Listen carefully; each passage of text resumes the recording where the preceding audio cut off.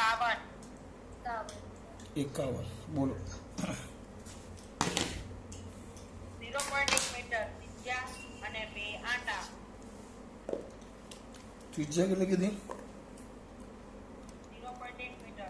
ત્રિજ્યાને કેમ લખાય આર? આટા એન 2 આટા તો ધરાવતા વર્તુળાકાર પૂતળામાંથી 1/4 એમ્પિયર.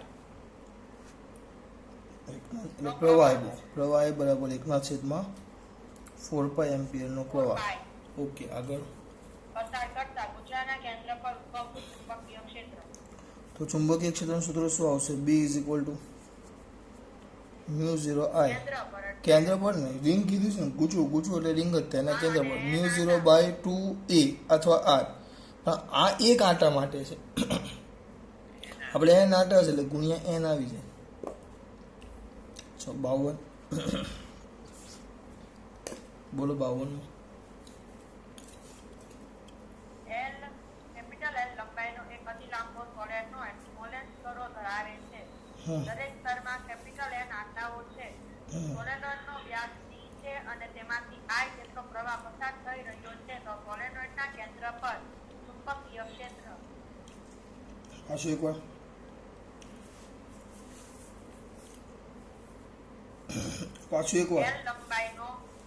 L લંબાઈનો એક અતિ લાંબો સોલેનોઇડ n સ્તરો ધરાવે છે. આમ એક છે એના પર પાછું બીજું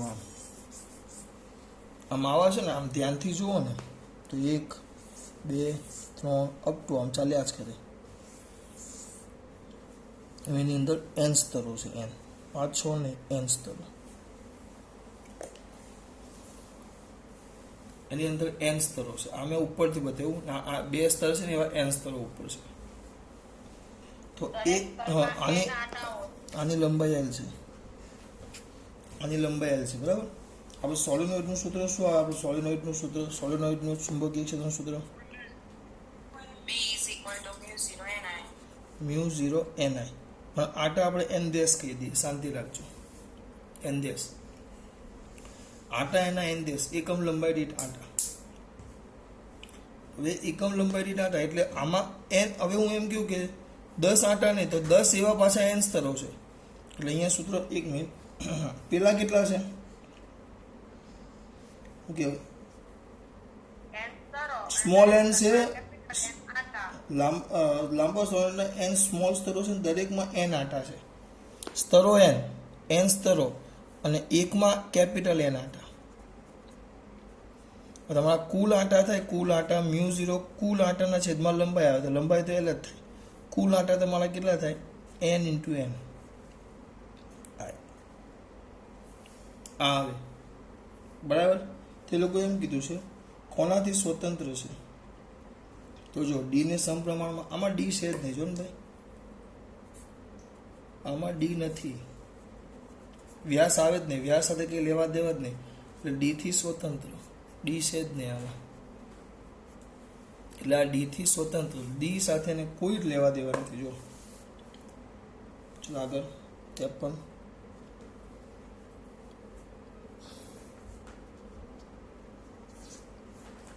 બોલો 53. આકૃતિમાં દર્શાવ્યા મુજબ R1 અને R2 ત્રિજ્યાઓવાળા બે અર્ધવર્તુળમાંથી વિદ્યુત પ્રવાહ પસાર થાય છે. તેમના કેન્દ્ર પાસે ચુંબકીય પ્રેરણ શોધો. ચુંબકીય પ્રેરણ B ચુંબકીય ક્ષેત્ર શોધવાનું કીધું છે. હવે એક વસ્તુ વિચારો, આની અંદર તમે ધ્યાનથી આકૃતિ જુઓ. અંદર આકૃતિ કંઈક આવી છે, હું થોડીક વ્યવસ્થિત કરી નાખું છું.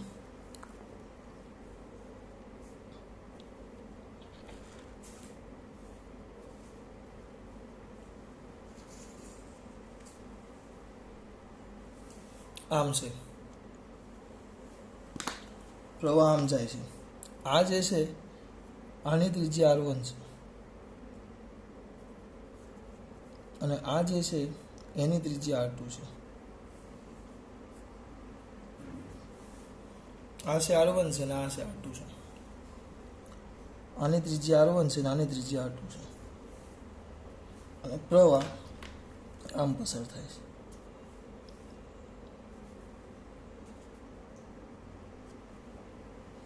તો મારે આનું ચુંબકીય ક્ષેત્ર શોધવું હોય બેટા, હું આનું ચુંબકીય ક્ષેત્ર શોધવા માંગુ, તમારે શું કરવું પડે કેમ? બે તાર આપણે અલગ અલગ લઈ લેવાના. બે મને નથી મજા આવતી. તો ચાર મૂકવાનો થીટા વાળો દાખલામાં હતી. પણ બેટા એ થીટા વાળું સૂત્ર મૂકવાની એ વાત સાચી, μ0 I થીટા બાય 4πr એવું કંઈક સૂત્ર હતું, હા બરાબર. પણ એ પણ મારા દીકરાને સાચું. પણ આમ જોવા જાઓ તો આને તમે કેટલા ભાગમાં વહેંચો? ચાર. આને તમે કેટલા ભાગમાં વહેંચો એમ કહો તો મને ખબર. હે? ચાર. અરે વાહ, બસ જો મારે એ જવાબ જોતો હતો. એને તમે કેટલા ભાગમાં વહેંચો ને મારે એ જવાબ જોતો હતો.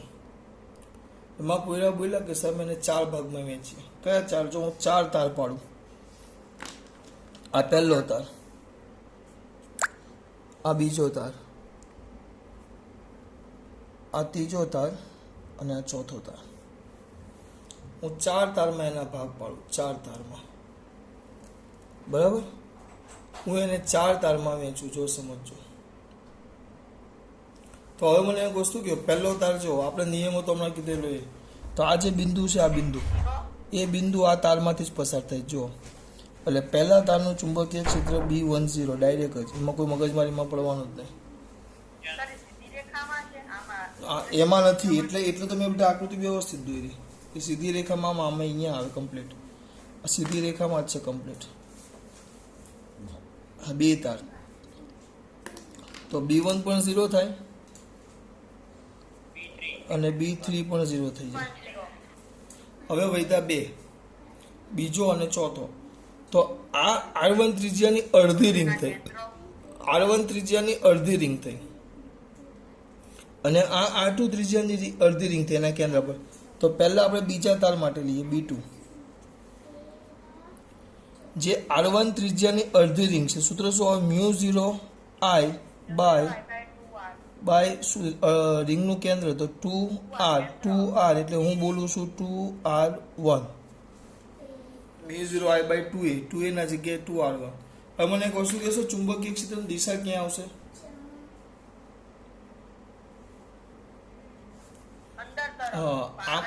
આમાં પ્રવાહ ફેરવવાનો, એટલે આમ અંદર તરફ જાય, આમ ફરે છે તો અંગૂઠો નીચે જાય, જમણો હાથ આમ ફરે છે તો અંદર તરફ, આ હવે અંદર તરફ.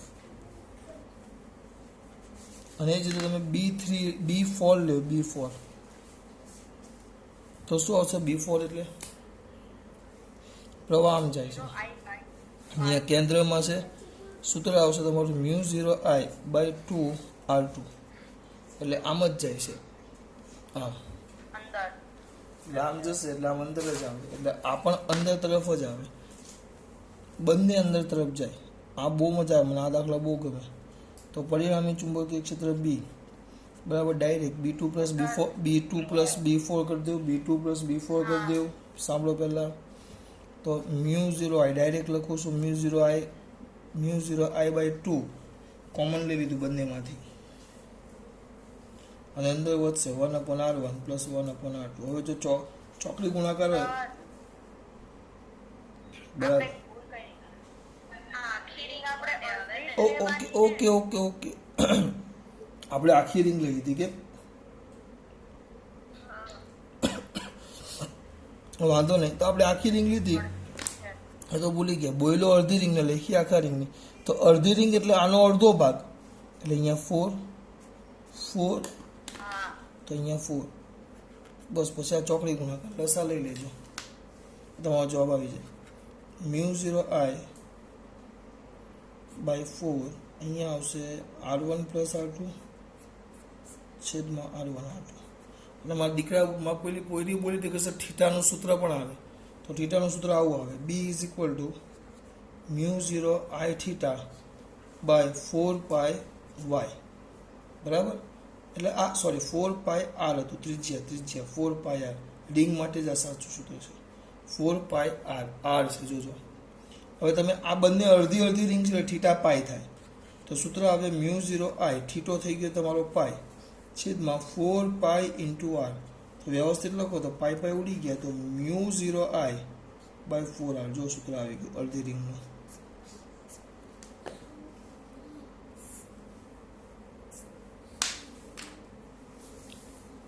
આ તમારું અડધી રિંગનું સૂત્ર થઈ ગયું.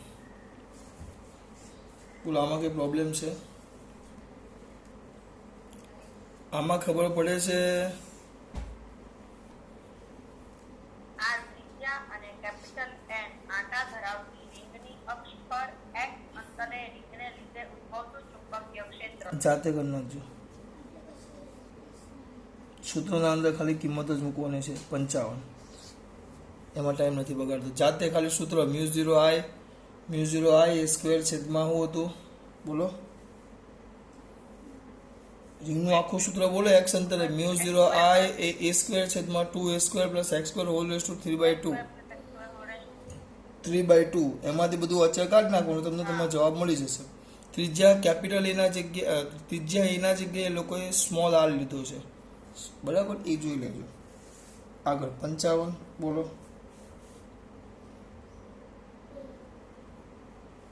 વિદ્યુત પ્રવાહ ધારિત લાંબા સોલેનોઇડની અક્ષ પર ઉદ્ભવતું ચુંબકીય ક્ષેત્ર B છે. જો વિદ્યુત પ્રવાહ બમણો કરવામાં આવે અને એકમ લંબાઈ દીઠ આંટાની સંખ્યા અડધી કરવામાં આવે તો ઉદ્ભવતું ચુંબકીય ક્ષેત્ર કેટલું થાય? કેવો સોલેનોઇડ કીધો છે? લાંબો.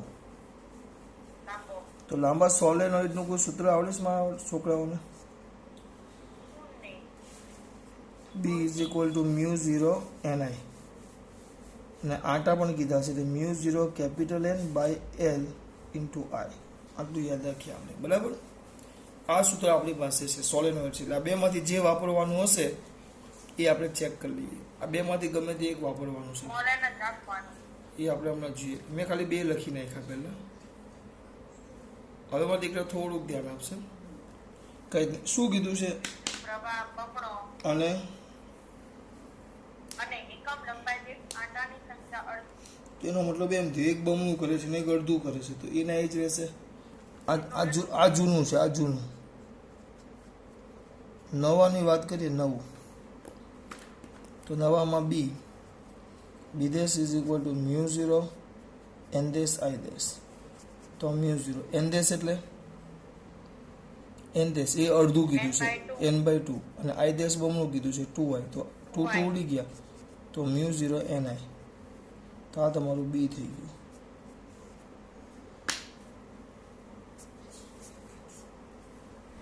છપ્પન બોલો બેટા. બીજ પ્રવાહ ધારિત લાંબા સુરેખ તાર 10 સેન્ટીમીટર અંતરે ઉદ્ભવતું ચુંબકીય ક્ષેત્ર 0.07 ટેસ્લા છે. 40 મીટર અંતરે ઉદ્ભવતું ચુંબકીય ક્ષેત્ર. એટલે એક કામ કરવું પડે. તમને એટલે તમને લાંબો તાર કીધો છે, આ લાંબો તાર, એનાથી અહીંયા અંતર છે, આ બિંદુ લઈએ. આ લાંબો તાર છે, એમાંથી પસાર થતો પ્રવાહ I છે, અને આ જે અંતર છે ને અંતરને આપણે શું કીધેલું? y. આપણું સૂત્ર હતું b = બોલો સૂત્ર એક સાથે બોલો. b = મ્યુ0 i/2πy. એ લોકો ખાલી અંતર સાથે જ છેડછાની કરે છે. અંતર જે 10 હતું એના જગ્યાએ 40 કરે છે. તો અહીંયા સિમ્પલ લોજિક ખબર પડવી જોઈએ. મ્યુ0 i અને 2π એ બધું અચળ છે, ખાલી y બદલાઈ ગયું છે. તો સૂત્ર આવે b ચલે છે 1/y. b એ y ના કયા પ્રમાણમાં છે? વ્યસ્ત પ્રમાણ. તો આ 4 ગણું કર્યું, અંતર 10 ના જગ્યાએ 40 કર્યું. જો જે y હતું, હા 10 ના જગ્યાએ 40. ઓહો સોરી મીટર છે. કેમ? સેમી જ આવે બેટા. એટલે 40 મીટરમાં જવાબ બહુ અલગ આવે. એટલે 10 સેમીના જગ્યાએ 40 સેમી કર્યું. એટલે આ 4 ગણું કર્યું, અને આ બે વચ્ચેનો સંબંધ વ્યસ્ત છે.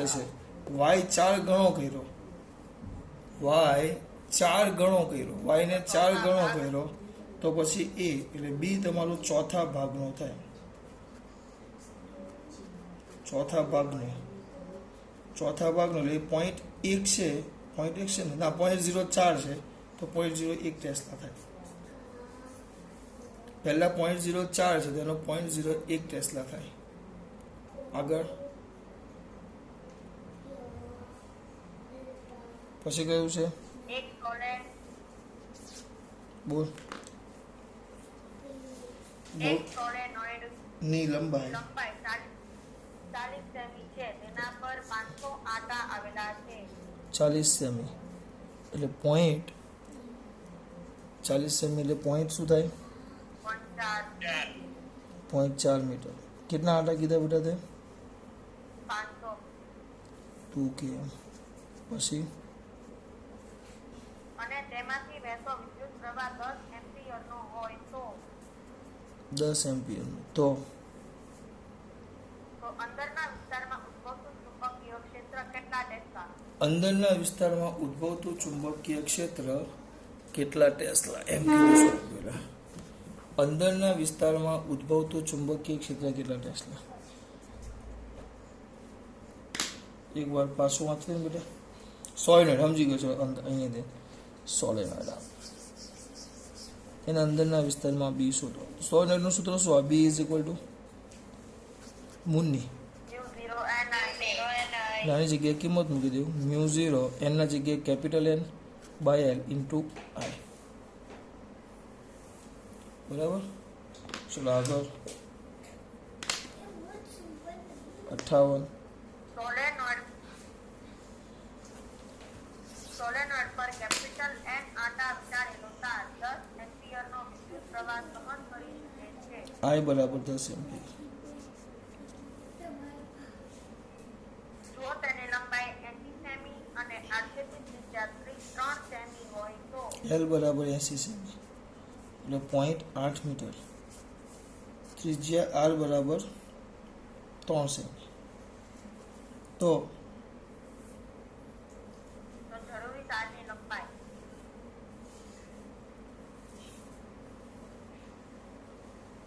જરૂરી તારની લંબાઈ તો L તો આપ્યું છે. તારની લંબાઈ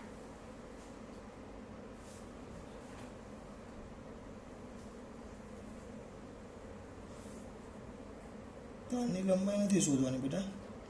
સુધારો કરો, આટાની સંખ્યા શોધવાની છે. રકમમાં ભૂલ છે. તારની લંબાઈ નહીં, આટાની સંખ્યા શોધવાની છે. એટલે આપણે n શોધવાનું છે. તો બે કિસ્સા આપેલા છે.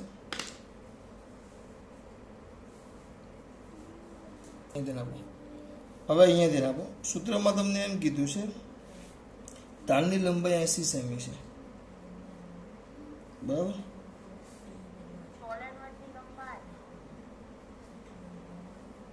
સોલેનોઇડ શોધવાની છે એટલે આમાં લોચો એ છે.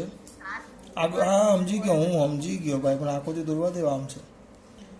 આ સોલેનોઇડની લંબાઈ સ્મોલ n લઈએ તો આ બધા તાર એટલે તારની લંબાઈ આ L સોલેનોઇડની લંબાઈ છે.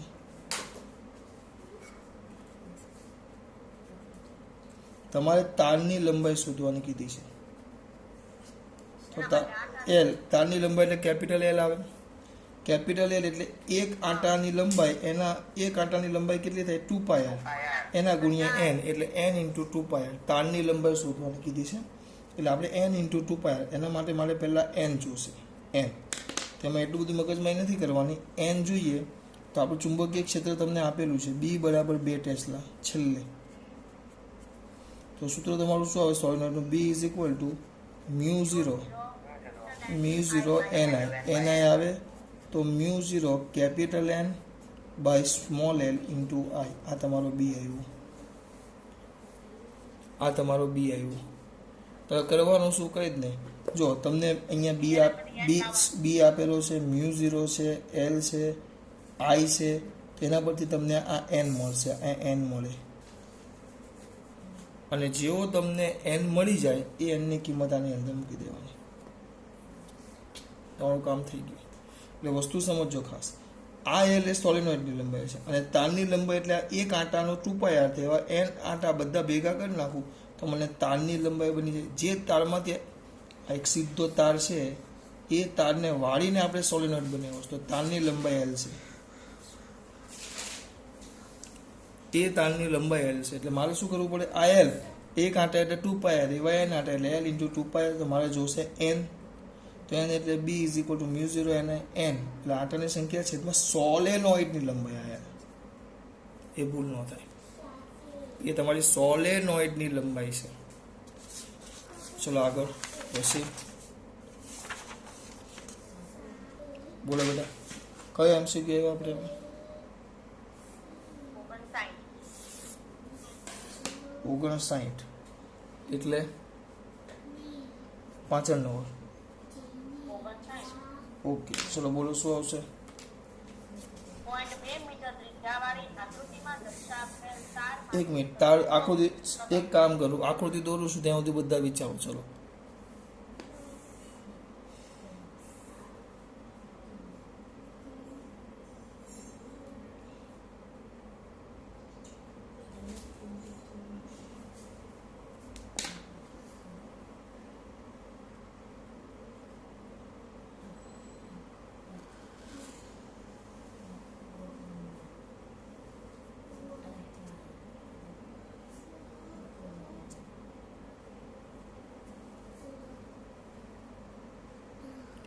આમ છે.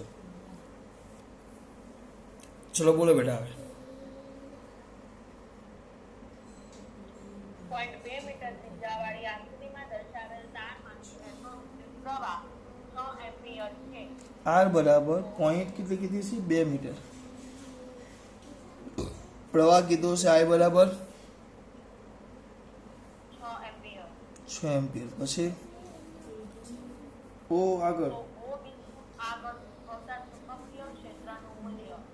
ચો તો રિંગ જો આખી નથી અડધી, તો આવી રીતે થીટો બનતો હોય ને, થીટો, આમાં તાર કેટલા થાય? કોઈ મારો પૂરો પહેલા મને એમ કહેશે કે આની અંદર તાર કેટલા થાય? આ કેન્દ્ર ઓ પાસે, અથવા હું નામ આપ્યું છે ઓ પાસે ચુંબકીય ક્ષેત્ર શોધવાનું છે. તો મને વિચારીને કહો કે આની અંદર તાર કેટલા થયા મારા દીકરાઓ? તાર કેટલા થયા? 3. કયો? એક આ પહેલો,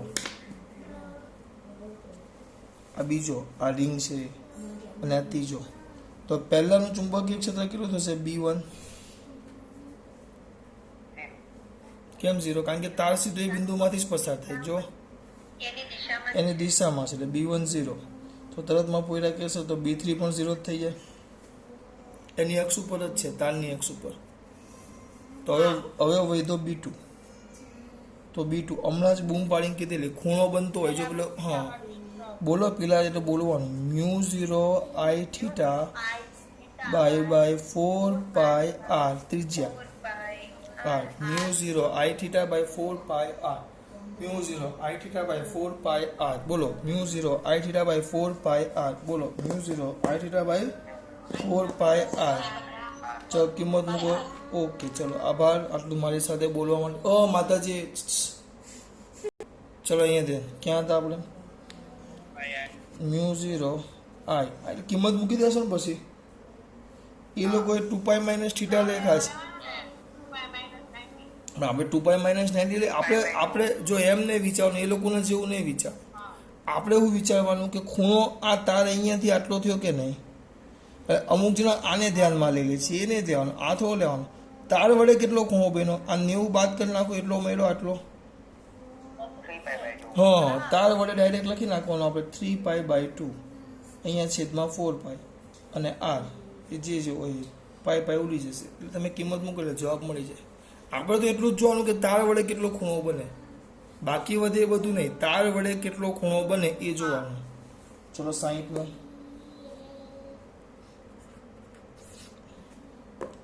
બોલ બેટા. 60 તારોમાંથી વહેતો પ્રવાહ I1 બરાબર 1 એમ્પિયર. બહુ બધું છે, લખવું પડશે. I1 બરાબર 1 એમ્પિયર, I2 બરાબર 2 એમ્પિયર, I3 3,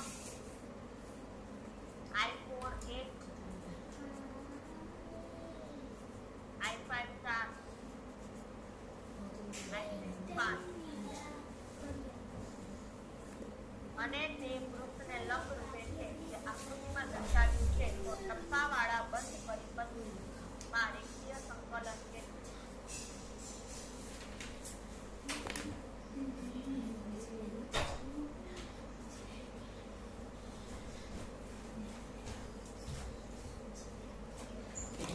હવે દરવાજો બંધ કરો.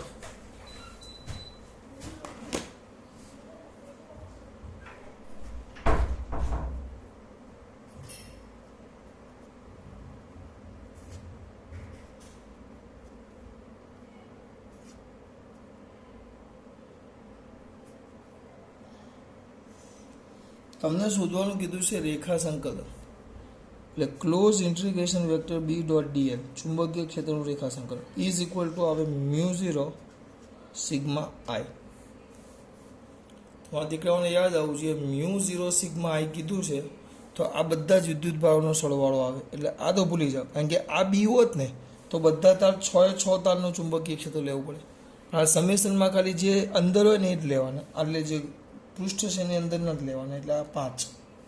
એમાં તમે મ્યુ 0 ને અચળ કાઢો તો અંદર લેવાના છે, અંદરના જુઓ એક ટપકા છે ને એક ચોકડી છે, તો એકને પ્લસ કહેશો તો બીજાને તમારે શું કહેવું પડશે? માઇનસ. એક ટપકા છે ને એક ચોકડી છે, તો જો જે આ ટપકા છે બહાર આવતાને આપણે પ્લસ લઈ લઈએ, કારણ કે આમાં સંકલનની દિશા નક્કી કરવી પડે. યાદ કરો આપણે આવું કંઈક કરતા, આમ લૂપ હોય, આમ તમે પ્રવાહ લીધું, આમ સંકલન લીધું હોય અને તાર આપણા આમ હોય, આમ આપણા તાર આમ હોય, જો આ રીતે આમ આમ બે ઉપર હોય, એક નીચે હોય ને એક બહાર હોય, તો બારને તો ધ્યાનમાં લેવાનો જ નહીં. અને I1 કહી દઉં, I2 કહી દઉં, I3 કહી દઉં, બરાબર. તો હવે પછી આપણે શું કરતા, અહીંયા દિશા નક્કી કરવા માટે પેલું કરતા આપણે સ્ક્રૂ મૂકી દેતા, સ્ક્રૂ પછી પ્રવાહની દિશામાં સ્ક્રૂ મૂકો, સ્ક્રૂને ફેરવો, જે બાજુ તમે આ ખંડ લીધા હોય ને પ્રવાહને ખંડ, આ પ્રવાહ ખંડ એ બાજુ ફેરવવાનો, તો સ્ક્રૂને ફેરવવો પડે આમ, તો આમ જાય તો ક્યાં જશે? ઉપર. એટલે ઉપરનાને પ્લસ કહેતા, તો નીચેનાને પ્રવાહને કેવા કહેતા આપણે? માઇનસ. આ એમ્પિયરના સર્કિટરનો નિયમ હતો. તો આને પ્લસ તો આ માઇનસ. તો હવે આપણે જો આ ટપકાવાળા છે એને પ્લસ કહી દઉં તો તમારું સૂત્ર અહીંયા શું આવશે? I1 plus I2 plus I3. પણ આ ચોકડીવાળા ઊંધી દિશામાં છે એટલે માઇનસ કહી દઉં, માઇનસ I4 માઇનસ I5. એમાં પછી તમે I6 લખવાની જરૂર નથી, કારણ કે એ તો બારનો છે. બસ હવે કિંમત મૂકી દે એટલે તમારું કામ થઈ ગયું. મ્યુ 0 ના મ્યુ 0 I1 1 વત્તા 2 વત્તા 3 ઓછા 1 ઓછા 4, તો જવાબ ખાલી એક જ વધશે ને, મ્યુ 0 આવશે. એટલે આમાં આ જોવાનું છે. પછી 61 બોલો બેટા.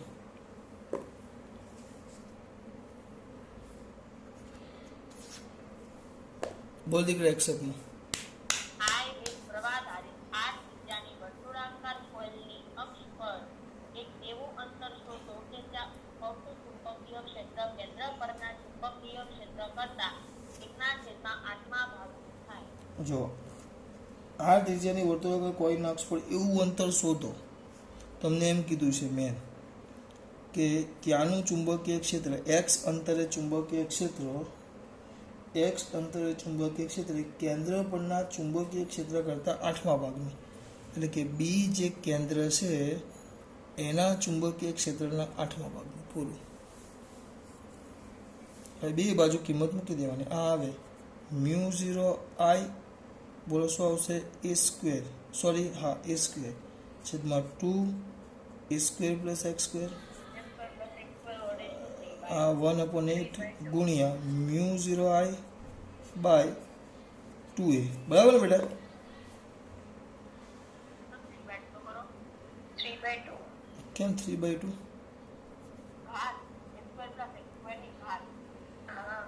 હા, આની ઘાત. ઓકે આની ઘાત. તો આવે 3/2.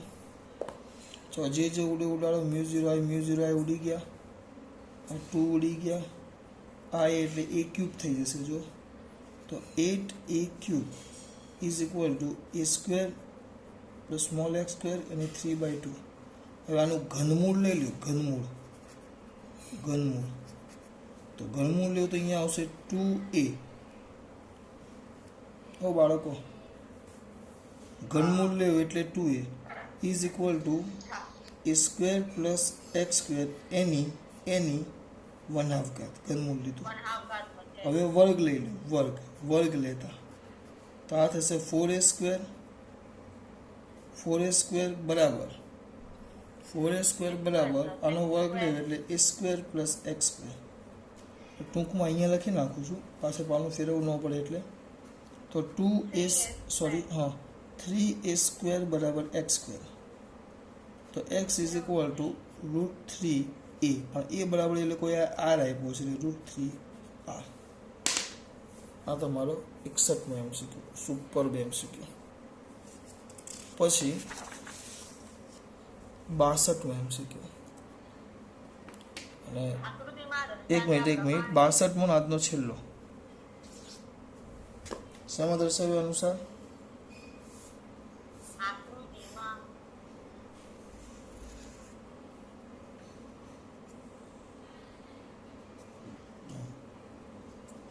બોલો. X, Y. પછી આકૃતિમાં દર્શાવ્યા પ્રમાણે એક વર્તુળાકાર વાહક તારમાંથી વિદ્યુત પ્રવાહ I વહે છે તથા તેનું કેન્દ્ર ઉપર રહે તેમ XY સમતલમાં રાખેલ છે. આ વર્તુળાકાર ડિસ્કનું વલણ શું થઈ ગયું? હવે અહીંયા તેને આપણે ભણી ગયા કે પ્રવાહ આ સામસામે ખંડ લઈ લો, આ સામસામે, તો આમાં પ્રવાહ વિરુદ્ધ દિશામાં છે. તો પ્રવાહ વિરુદ્ધ દિશામાં હોય ભાઈ, વિરુદ્ધ દિશામાં પ્રવાહ, તો જો પ્રવાહ વિરુદ્ધ દિશામાં હોય, આ ખંડ સામે પ્રવાહ વિરુદ્ધ દિશામાં છે, તો તમારો પ્રવાહ વિરુદ્ધ દિશામાં હોય, આ યાદ રાખજો, પ્રવાહ વિરુદ્ધ દિશામાં હોય તો બંને વચ્ચે શું થાય? અપાકર્ષણ. તો આ ખંડની સામે આ ખંડની સામે આ, બધા વચ્ચે અપાકર્ષણ. અપાકર્ષણ જાય એટલે તારના ખંડો એકબીજાથી દૂર જાય.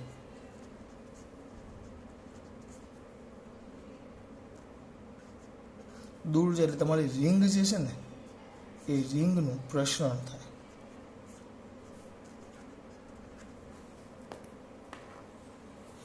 છો બેટા, ખબર પડી આમાં? સંકોચન માટે કેમ સંકોચન કેમ થાય? આ સામેનો ખંડ છે ને સામે આ ખંડ છે. આકર્ષણ ક્યાં બોલ્યો? અપાકર્ષણ લખ્યું છે ને ચોખ્ખું અપાકર્ષણ. બંનેમાં પ્રવાહ એક આ પણ જો સંકોચન તો ન થાય ને એમ. તો સંકોચન ન થાય. આ ખંડની સામેનો જે આ ખંડ આવે એ કમ્પ્લીટ એકબીજાને અપાકર્ષે. કારણ કે એનો આ ખંડનો જે પ્રવાહ હશે, તમે ખાલી આખો ભાગ નહીં, આટલો ભાગ લ્યો, તો આનો પ્રવાહ ખંડ આમાં આવે, તો આનો પ્રવાહ ખંડ આમાં આવે. એમ દરેક એક પ્રવાહખંડની સામે રિંગનો આપણો બીજો પ્રવાહખંડ મળશે તે પરસ્પર સામે વિરુદ્ધ દિશામાં હોય.